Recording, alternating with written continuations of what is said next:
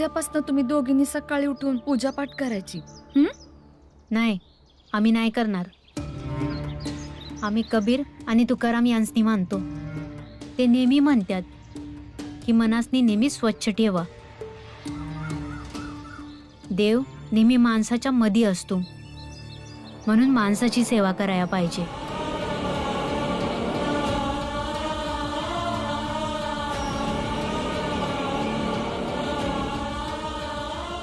बरोबर आहे. समध्यासने आधीपासूनच ठरवाय काय करायचं आहे, काय नाही करायचं आहे.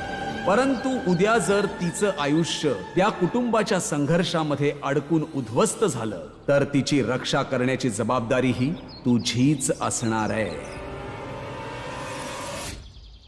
जिजाबाई, हे बघ, समजांचे आपापले विचार असतात.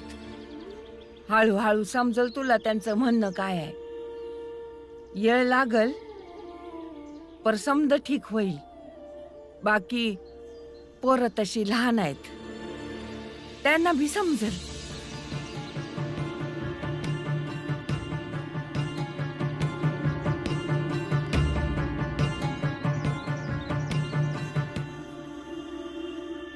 बरोबर बोलताय. ती पोरं आहेत आणि त्या पोरांमध्ये समज येण्यासाठी तुमच्या माझ्यासारखे मोठीच माणसं कामाला येतात. ताई, एक गोष्ट लक्षात ठेवा की ही पोरं तितक्याच लवकर जिजाबाईला आपली आई मानतील जितक्या लवकर तुम्ही तिला एका सुनेसारखं वागवाल.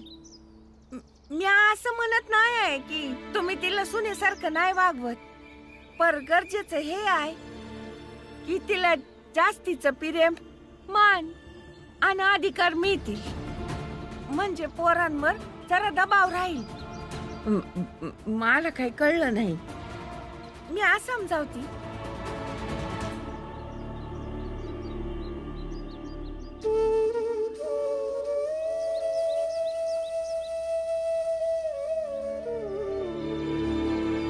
आई पोरा, चंपा कुठं आहे?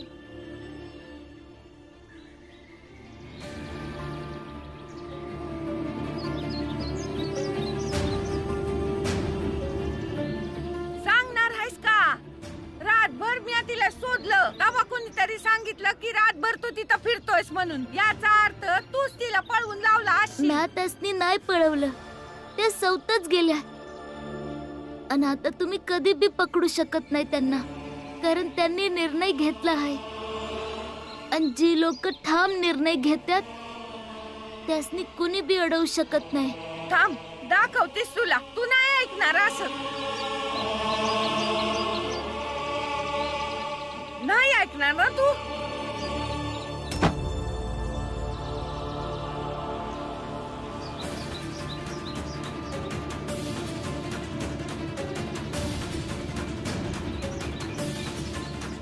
भीमाचा बाप अजून जिता आहे.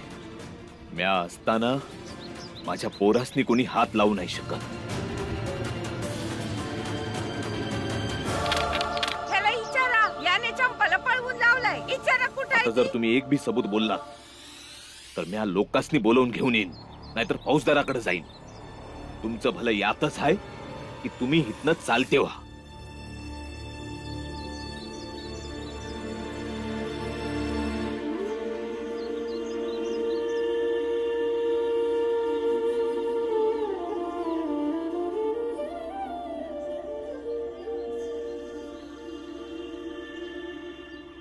भीमबाळा, कदाचित तू 3.5-4 वर्षाचा असशील.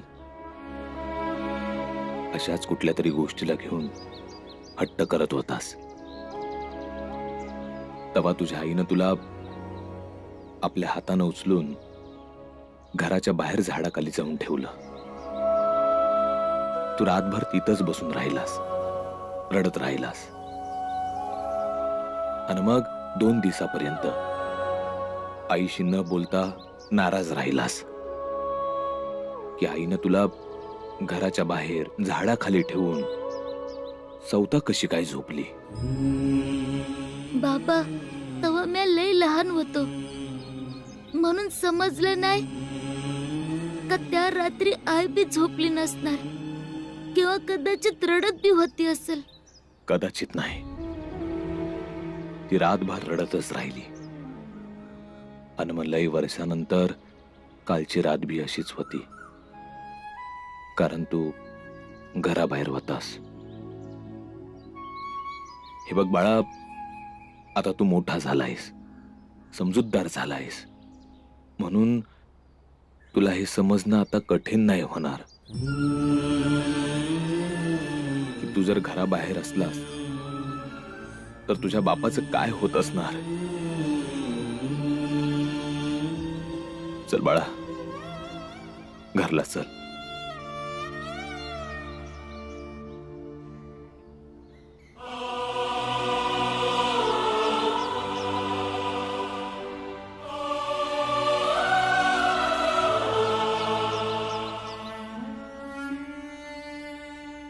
जिजाबाई, एका कुटुंबात जसे दागिने दिले जातात ना, तशा जबाबदाऱ्या बी दिल्या जातात.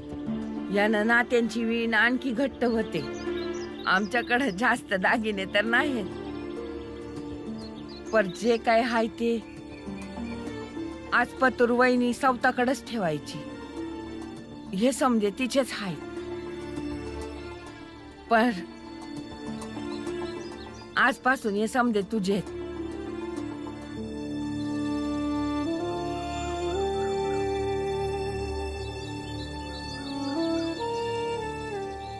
अगं, पदर पुढं कर की.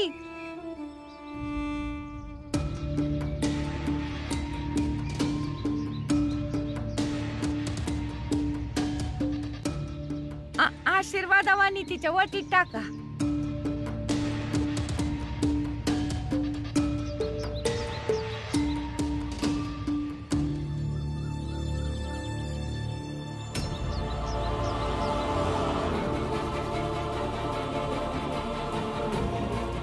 भीम, नाही, हे माझ्या आईचं दागिने आहेत. तुम्ही दुसऱ्यासनी कसं काय देऊ शकता? आणि म्या माझ्या आईचे दागिने कोणासनी बी नाही देऊ शकत, कोणासनी बी नाही. भीम, जरा ऐकून तरी घे की. अरे, ही तुमची नवी आई आहे, आता दागिन्यांवर तिचाच हक्क नाही आहे. आत्या, ही माझी आई नाही आहे. तुझी आई नाही हे कबूल आहे, पर बाबांची बायको तर आहे ना. बाबांनी हिच्याशी लगीन केलंय, तर त्या नात्यानं या दागिन्यांवर जिजाबाईंचा हक्क आहे. देऊ दे की. नाही आत्या, नाही. पिंबाळा,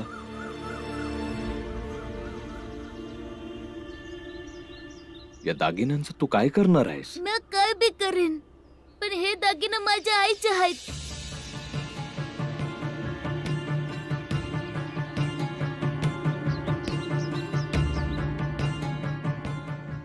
बरोबर बोलतोय भीम. हे दागिने तुम्ही त्याला देऊन टाका. तुम्हा समद्यांचा आनंद भीमच्या आनंदात आहे, आणि तुम्हा समद्यांच्या आनंदात माझा आनंद आहे.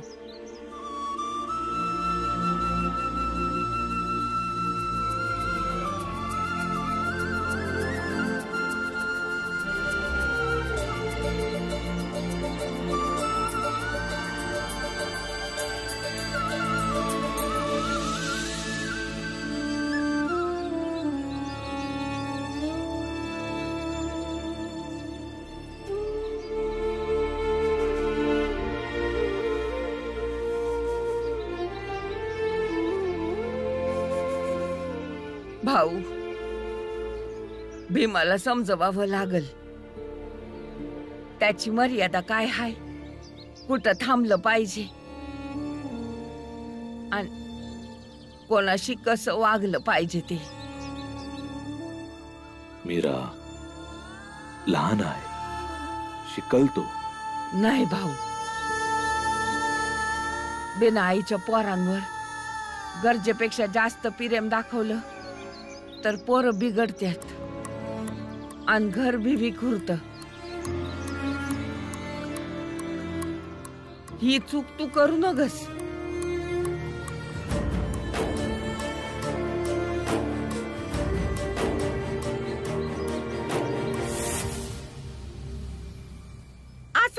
समद उधळून टाकशील तू. काय बी राहणार नाही तुझ्याकडं. ना कुटुंब, ना पोर, ना नवरा आणि नाही दागिनं.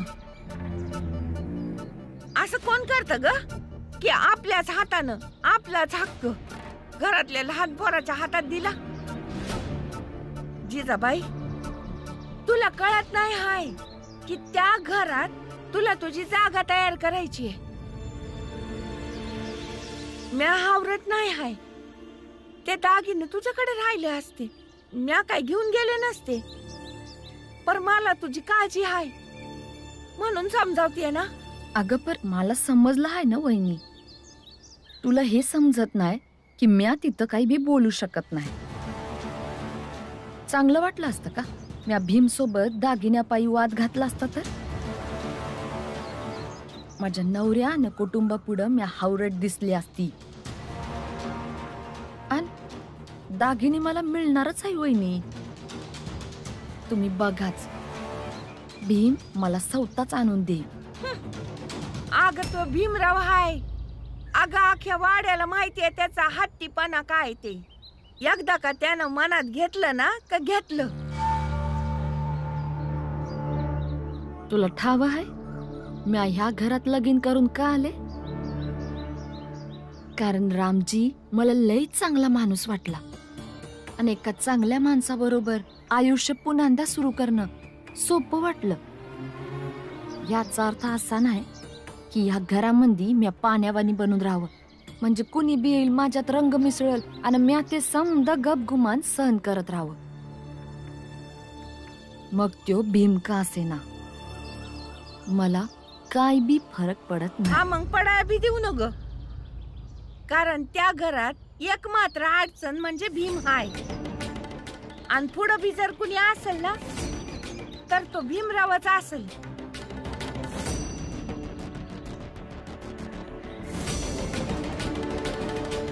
कारण त्या घरात एक मात्र अडचण म्हणजे भीम हाय. आणि पुढं बी जर कुणी असेल ना तर तो भीमरावच असेल. भीम, एवढा समजदार असून बी तू असा का वागतोस र? नाही बाळा दादा, हे मी कोणासनी बी नाही देऊ शकत. भीम नका देऊ कोणाला दागिनं. पण आधी तर तू असा नव्हता ना. तू तर तुझं बी समज दुसऱ्याला देऊन टाकायचा असता. पण आज अचानक असं आईच्या दागिन्यांचा हट्ट कशा पाई? हे बघ भीम, आईवर प्रेम आम्ही समजे बी करतो, पर खरं तर हे आहे ना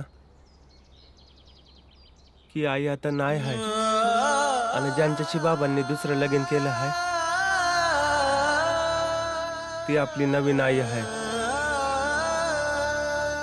भीम सारखं मी अभि त्यासनी आपली आई नाही म्हणत.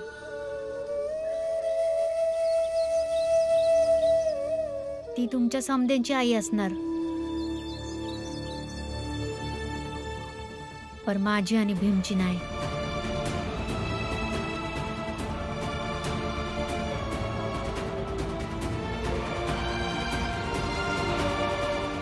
आणि आता मी अभि बघतो की भीमकडून हे दागिने घेऊन त्यासनी कोण देतं.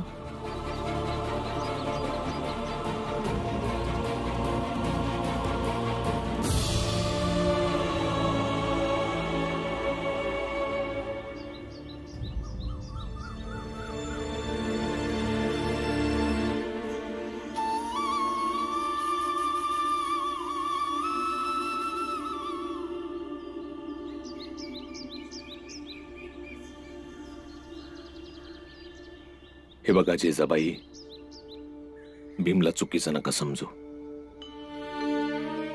तो तर आधीपासूनच लय उदार हाय. बस आपल्या आईच्या ममतेशी एवढा जोडला गेला आहे की हे कापड धुतलेले आहे की धुवायचे आहेत? आणि तुम्ही बघाच, माझं मन म्हणतं या की तुम्ही समद्या पोरांमध्ये कोणी जास्त प्रेम करणार असेल तर तो भीम असेल. मला वाटतं हे कापड धुवायचे आहेत. मी तुमच्याशी काहीतरी बोलतो आहे, तुम्ही विषय का बदलताय? ही कापड धुवायचे आहेत. मी तुमच्याशी बोलतो आहे.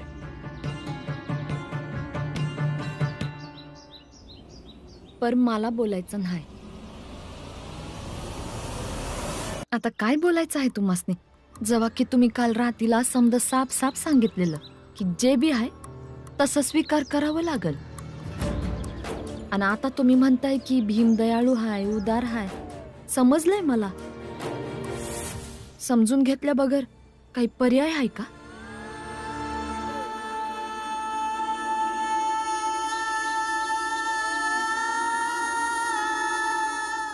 नाही, अशी काही गोष्ट नाही. हे बघा, मी त्या बायकांसारखी नाही आहे की जे घर तोडत्यात. आणि कधी कधी गप राहिल्याने लई गोष्टी ठीक होत्यात. विषय फक्त दागिन्यांचा नाही आहे. जेव्हा एखाद्या कुमारी पोरीचं लगीन होतं तेव्हा तिच्यासाठी तिचा नवरा आणि दागिने लई विशेष महत्वाचे असतात.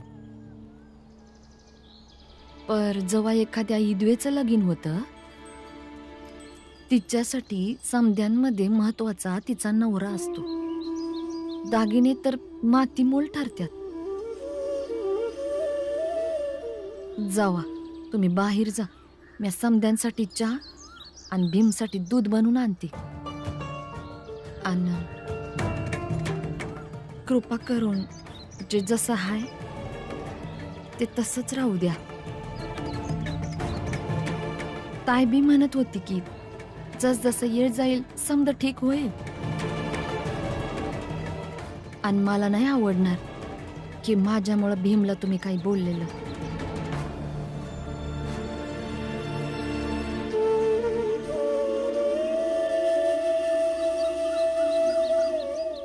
समजत नाही का आनंद तुला बी? तू बी याची साथ देतोस? वय नाही समजत आहे मला. तुम्ही समजे जा इथून.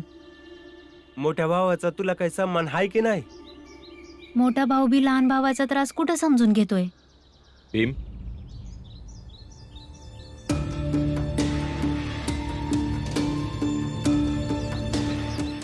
हे समदे दागिने आत्ताच्या आता जिजाबाईला देऊन टाका. नाही बाबा. भीम, मी आदेश देतोय. एक बाप आपल्या पोरासनी आदेश देतोय. उठा.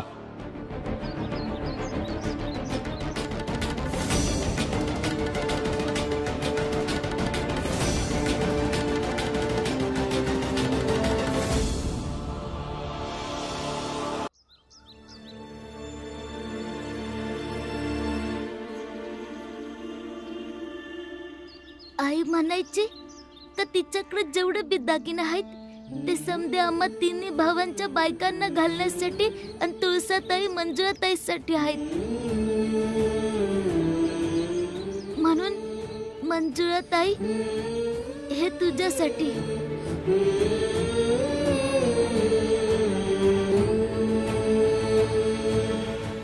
आणि तुळसाताई हे तुझ्यासाठी.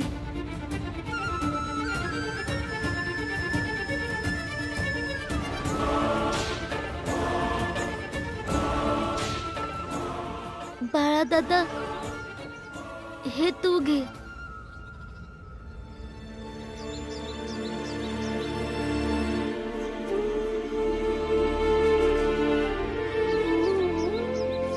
आणि आनंद दादा हे तू घे.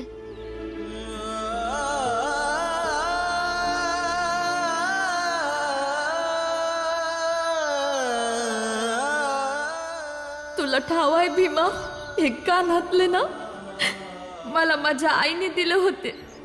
आणि आज तुझ्यामुळं हे कानातले परत मिळाले. आणि आई, या दागिन्यांची मी आयुष्यभर काळजी घेईन. आणि हे माझे आहेत.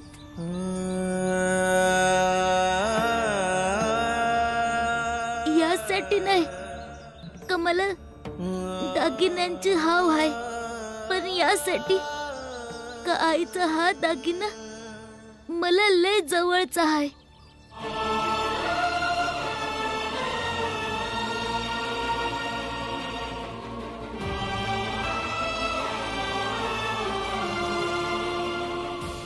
आणि बाबा, मला ठाव आहे का तुम्ही माझ्या अशा वागण्यानं लय दुखी आहात, पण माझी सर्वात मोठी संपत्ती माझी आई होती आणि कायम राहील. आणि बाकी माझा उद्देश तुम्हासनी किंवा कुणासनी बी तरस द्यायचा नाही आहे बाबा.